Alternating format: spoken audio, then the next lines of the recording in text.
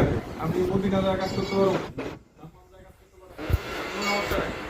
কবিলের ভয়টা কবিলের জায়গা মতো বুঝে দিলেই একটা সমস্যা নেই। কবিলের ভয়টা না হলে আমার নামে একটা কমপ্লিট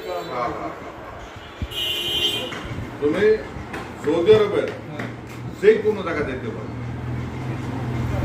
তোমার বিন্দাস, তুমি মানে তোমার আর কেউ আটকানোর কিছু নাই। একটা সিস্টেম আছে কি এরিয়া ভিত্তিক না, এরিয়া না, এটা তুমি যে কোনো জায়গা থেকে করতে পারবা।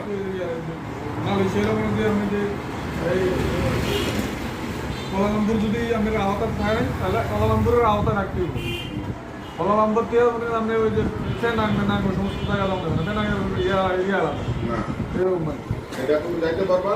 তবে সৌদি আরবের কিছু রিস্ট্রিক্ট জায়গা আছে যেগুলা এগুলা যেমন ওই দেশের লোকাল লোক যারা, লোকাল লোকের ভিতরেও ভিআইপি পার্সন যারা, লোকাল লোকের ভিতরেও কিছু আবার গ্রেড আছে, তারাই ঢুকতে পারে।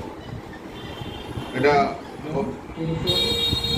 কিছু বিশেষ জায়গা আছে, যেমন আছে না যে আমার বাংলাদেশের মন্ত্রী পাড়া, এমপি পাড়া, মিন্টু রোড, অথবা এমপির মন্ত্রীর কি কয় বাসভবন, বাসভবন আশপাশ যাওয়া যায় না তো, এরিয়া, ক্যান্টনমেন্ট, হ্যাঁ ক্যান্টনমেন্ট এরিয়া, তুমি ইচ্ছা করলে ঢুকতে পারবা না। বাংলাদেশে ঢুকতে পারবা?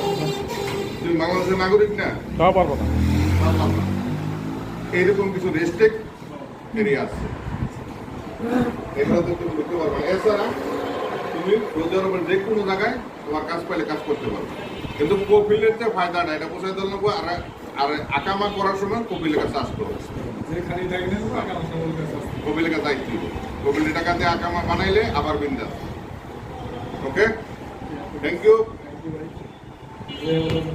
ক্যামেরা থেকে তাকে থ্যাংক ইউ বলে দেন।